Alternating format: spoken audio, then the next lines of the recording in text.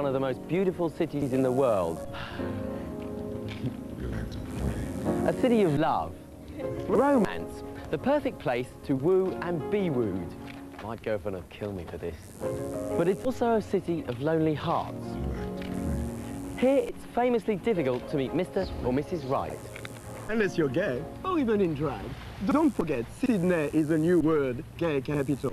So what does this mean for the straight and single Sydney Sheila? Yeah, meeting men in, like, especially Sydney's really hard because they're so self-absorbed with themselves. They're usually going out with the football, you know, the boys and drinking beer and yobos sort of attitude.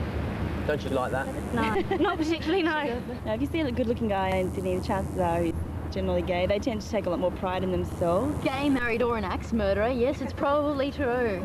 Hypnotic, erotic.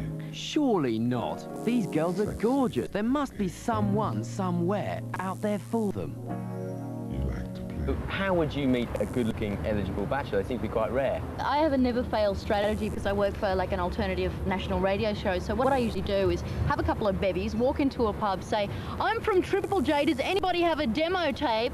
And then I usually find that there's sexual action follows. We've actually got an annual Desperate and Dateless ball that occurs in Sydney every year. What is it? Listen to the words, desperate and dateless. We could meet the man of our dreams. Well, it was probably my biggest social dilemma of the year. Should I go to the Desperate and Dateless Ball with 5,000 single straights, or should I come to the Sydney Gay and Lesbian Mardi Gras, the biggest gay fest in the world, where up to 750,000 people will be thronging these very streets? It was no competition. What competition?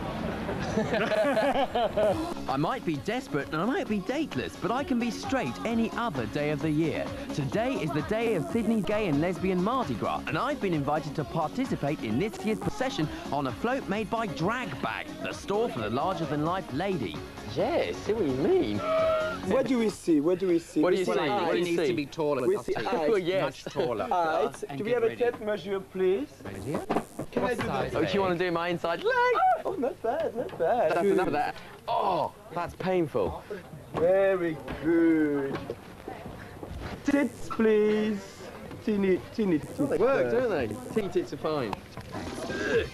Are we getting eyes? Are we getting eyes? What about my ears? They hurt. Who cares? Who cares? They It's look drag. It's beautiful, supposed to darling. hurt. Toe. Toe, heel, toe, heel, toe, heel, toe, heel. So we have to look for our flood. Okay, where's our plot?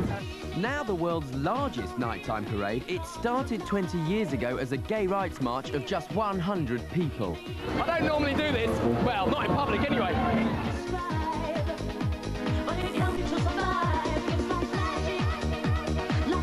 Today, the politics are still important. Being gay remains illegal in the state of Tasmania.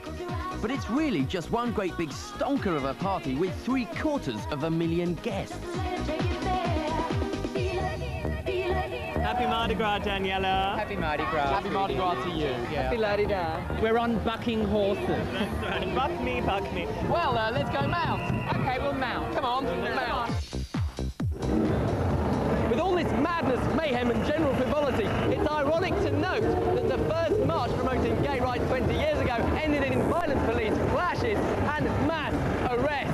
This same march today attracts a budget of $40 million, is sponsored by huge corporations and has the largest viewing figures in Australia's year. The pink dollar is now hard currency and everybody wants to bank it.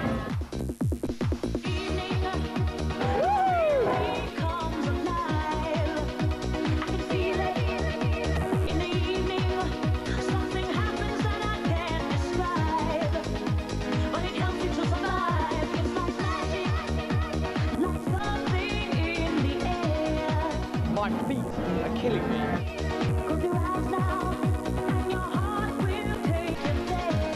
Fantastic, a fitting event to summarise and encapsulate Australia's libertarian ideals. Right, I'm off to bed, I'm knackered. No, you're not, you're kind of fatty with that.